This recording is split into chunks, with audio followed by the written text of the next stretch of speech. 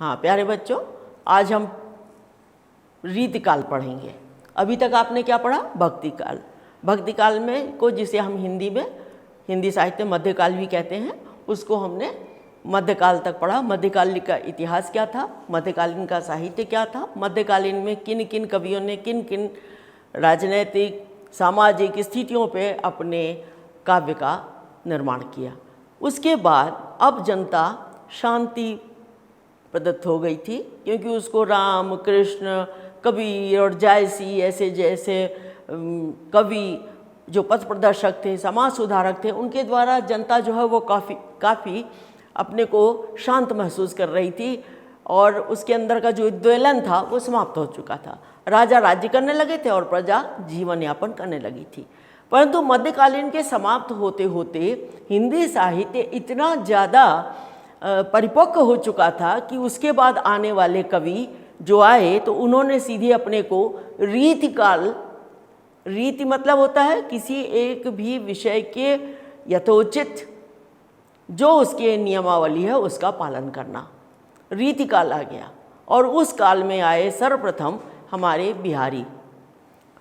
बिहारी लाल जी। ऐसे तो उनके काव्य का विषय कृष्ण भक्ति है, उनके कविता का आधार भी कृष्ण है, लेकिन रीतिकाल में कवियों की रचना श्री कृष्ण और राधा ना होकर नायक नायिका राधा और कृष्ण के रूप में हो गई। और जैसे हम लोग चाहते हैं ना कि मैं जितना सोचती हूँ कि मैं जितना जानती हूँ सब आपको समझा दो, कांट पॉसिबल, ये कभी संभव ही नहीं है कि जो हम जितना जानते हैं अपने ज्ञान को आपके समक्ष प्रस्तुत करें। जब आपके समझ में ही नहीं आएगा तो मुझे ऐसे पढ़ने पढ़ाने काव्य लिखने से क्या तात्पर्य। तो हमारी रीतकाल के कवियों ने, मैं उनकी बुराई नहीं कर रही हूँ, पर हमारे रीतकाल के कवियों ने अपने रीति ग्रंथ दोहों में लक्षण और सवैया तथा सभी जितने भी कवित्व के उदाहरण प्रस्तुत किए और छोटे से छोटे छंद भावाव्यक्ति के लिए अपनाया। मतलब कोई बात सामान्य कहनी नहीं है, जो भी कहना है हमको इतना छंदबद्ध, इतना रीतियुक्त करना है कि वो काव्य सौंदर्य तो बन जाए पर समाज के लिए सौंदर्य या युग व्यापी ना हो सके। इसलिए रीतिकाल का काव्य जो है वो केवल और केवल हिंदी साहित्य का एक भाग बनकर रह गया, ना कि वो समाज के प्रति प्रतिपादित हुआ।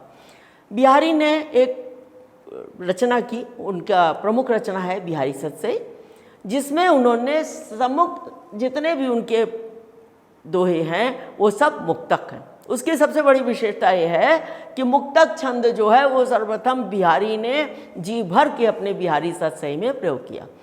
उनकी क्या अभिव्यक्ति थी? स्वतंत्र अभिव्यक्ति। एक दोहा दूसरे दोहे से नहीं जोड़ता था। ये नहीं कि एक कथा को मैं लंबे दूर तक जा रहा हूँ, ना वो महाकाव्य था, ना वो प्रबंध काव्य था, ना वो गीत काव्य था, वो केवल क्या था? मुक्तक छंदों का एक संग्रह। प्रसिद्ध कथानक उन्होंने वही लिया, कथानक उन्होंने वही राधा कृष्ण लिया, लेकिन उसको परिवर्तित कर दिया। उसकी जो अभिव्यक्ति की विचारधारा थी वो बदल गई। सरसता, अब ठीक है इसमें कहते हैं सरसता है तो जो हिंदी साहित्य के ज्ञानी हैं उनके लिए सरस है, पर जो समाज है उसके लिए बिहारी की कविता सर से ऊपर निकलने वाली चीज़ है। यथार्थ के रूप में पूर्ण रसाभिव्यक्ति। हमें किसी के साथ रहने पर, मिलने पर, श्रृंगारिक भाव होने पर हमारे अंदर कैसी अभिव्यक्ति होगी ये उनके दोहों में स्पष्ट दिखता है। और सांकेतिक अभिव्यंजना, सीधे नहीं कह रहे हैं कोई को तुम, हम घनश्याम तो बरसों कित जाए। मतलब कौन तुम? कृष्ण से राधा पूछती हैं कौन हो तुम? कृष्ण कहते हैं मैं घनश्याम, तो राधा उत्तर देती हैं तो बरसों कित जाए। मतलब रस की अभिव्यंजना ऐसी है कि जो कहा कुछ और जा रहा है और संकेत कहीं और निकल रहा है। अर्थात अनुप्रास अलंकार, ये वक्रोक्ति अलंकार तो जरूर है, पर जब वो अपने को कह रहे हैं राधा मैं कृष्ण हूँ, लेकिन वो कृष्ण ना कह के स्वयं को घनश्याम कहते हैं, तो वो कहती हैं बरसों कित जाए, अगर काले बादल हो तो कहीं और बरसों। अर्थ गंभीर और सामासिक भाषा, भाषा भी उनकी क्लिष्ट है, भाषा सरल नहीं है, अर्थ भी गंभीर है जिसको समझने के लिए साहित्य का पूर्ण ज्ञान होना चाहिए। अलंकार योजना और अर्थ गंभीर की दृष्टि। अलंकार योजना तो टूट टूट कर भरी है। किसी भी महिला को अलंकार से सुसज्जित किया जाता है, जैसा कि हम अलंकार में पढ़ते हैं कि वो स्त्रियों का शोभा आभूषण है अलंकार, उसी तरह कविता का भी भूषण आभूषण है अलंकार। लेकिन बिहारी की कविता में इतना अलंकार है कि हम उसका वर्णन करते करते छात्रों को या साहित्य प्रेमियों को समझाने में कभी कभी एक अनमयस्क सी भावना प्रतीत करते हैं। स्वतंत्र अभिव्यक्ति, अभी मैंने जिनका बिंदुशः आपसे वर्णन किया उसका मैं, बिहारी ने अपने दोहों में प्रेम पूर्ण जीवन के विविध आकर्षक चित्र खींचे।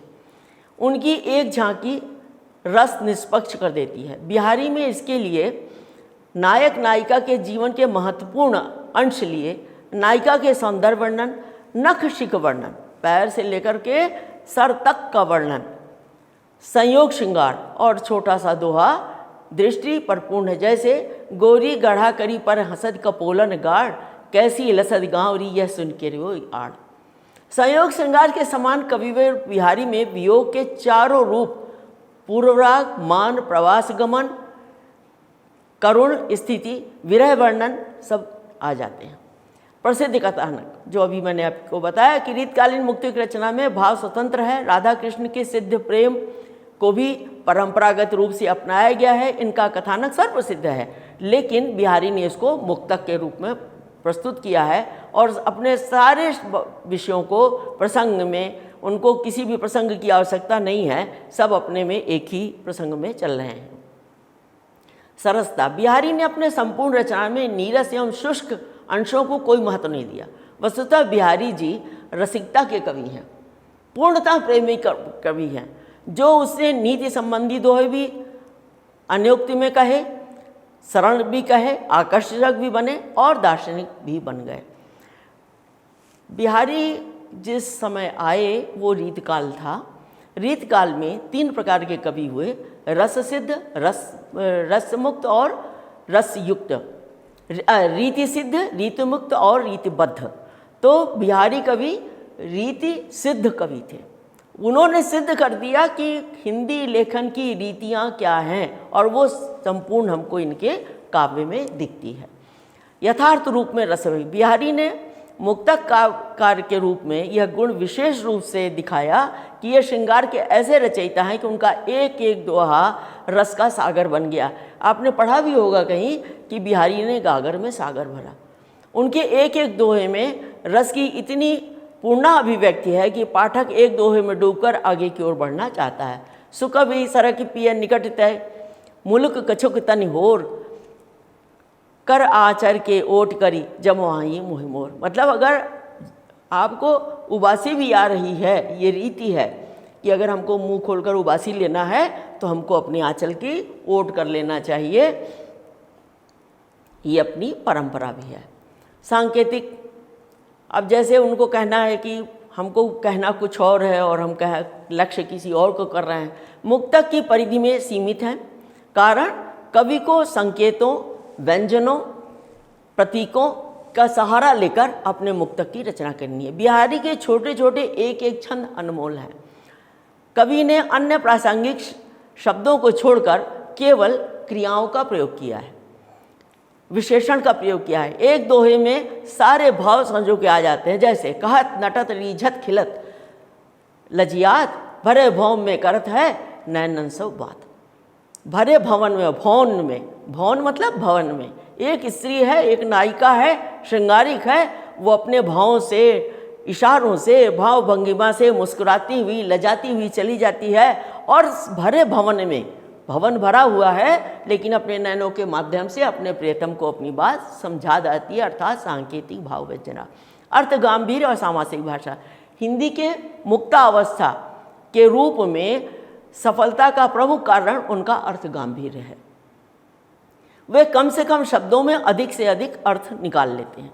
उनकी समास शक्ति की अद्भुत क्षमता है, उन्हें इतनी प्रसिद्ध प्रदान की गई है, इसीलिए आपको गागर में सागर समा देने वाले कवि भी कहा गया है। सतसैया के दोहरे जो नाविक के तीर, देखन में छोटन लगे घाव करे गंभीर। अर्थात अभिधा नहीं है, सीधे लक्षणा और व्यंजना का प्रयोग है। इसके बाद यही इसीलिए कहा जाता है बिहारी ने छोटे से छोटे दोहे में बड़ी सी बड़ी बात कह दी।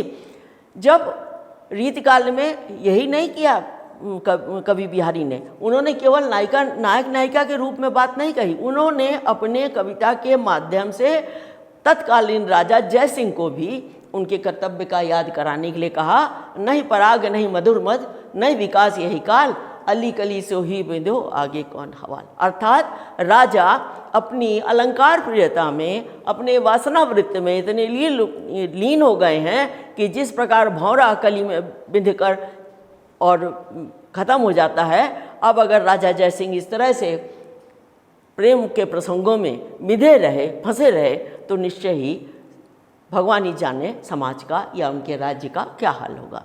अलंकार योजना, गांभीर्य की सृष्टि बिहारी ने अपने दोहे में विविध रूपों में की, अलंकारों में की।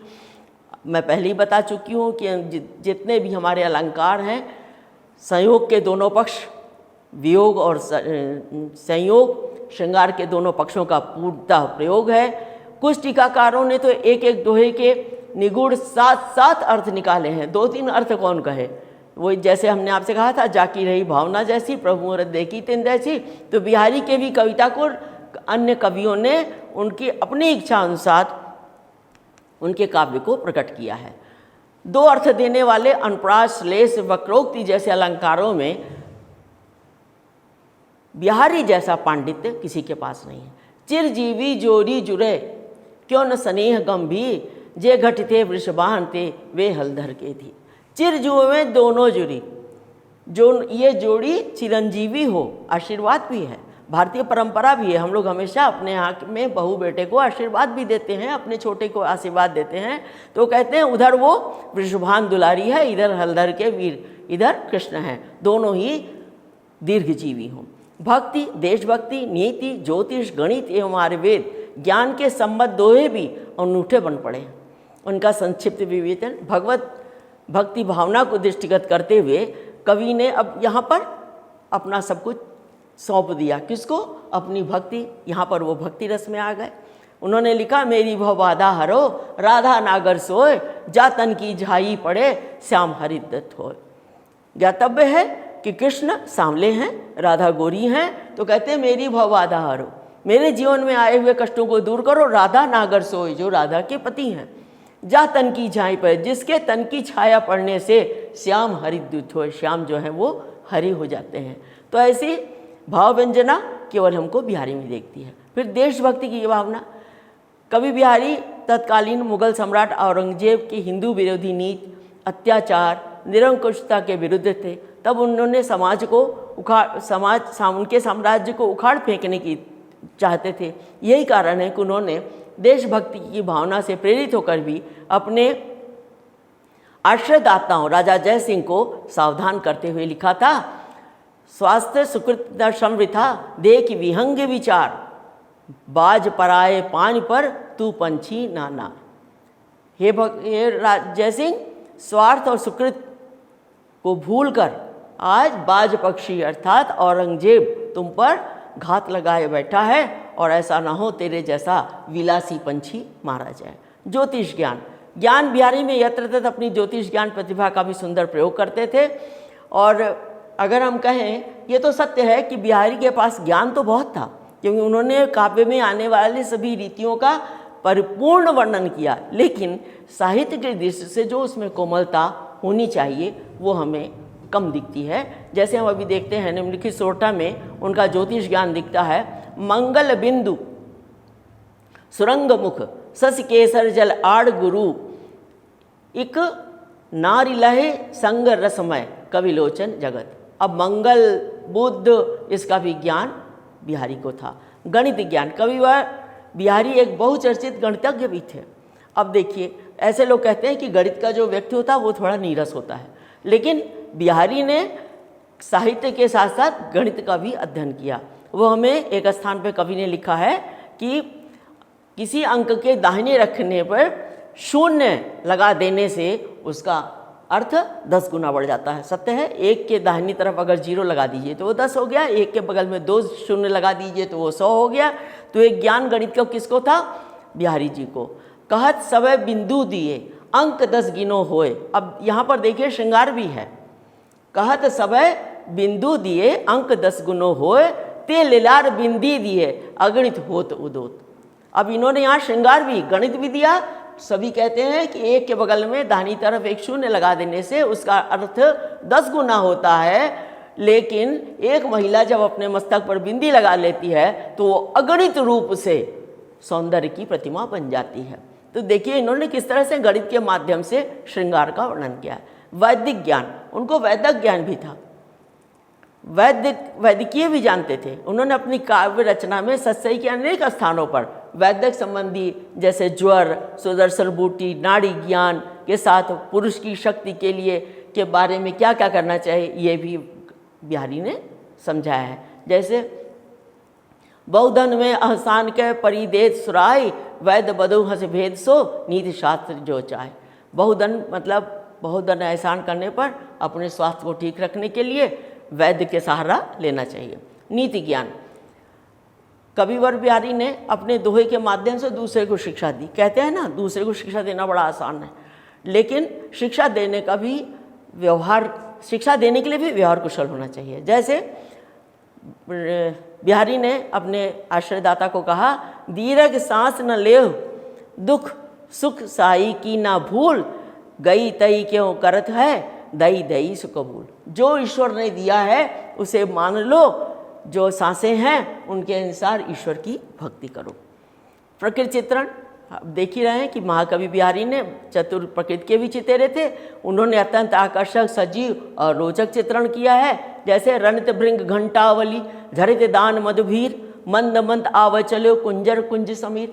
हम देखते हैं जहाँ पर बहुत सारे फूल लगे होते हैं वहाँ बहुत सारे भंवरे होते हैं, और जब भंवरे एक साथ गुनगुन करते हैं तो ऐसा लगता है कि बहुत सारे घंटे घड़ियाल बज रहे हैं, मानो किसी राजा की सवारी आ रही है और वहाँ पर हाथी हमको दिख रहा है। उक्ति वैचित्र, अब लक्षणा कहाँ से आई? हमको कहना है कुछ, पर हम सीधे नहीं कहेंगे, हम जो भी कहेंगे थोड़ा घुमा कर कहेंगे।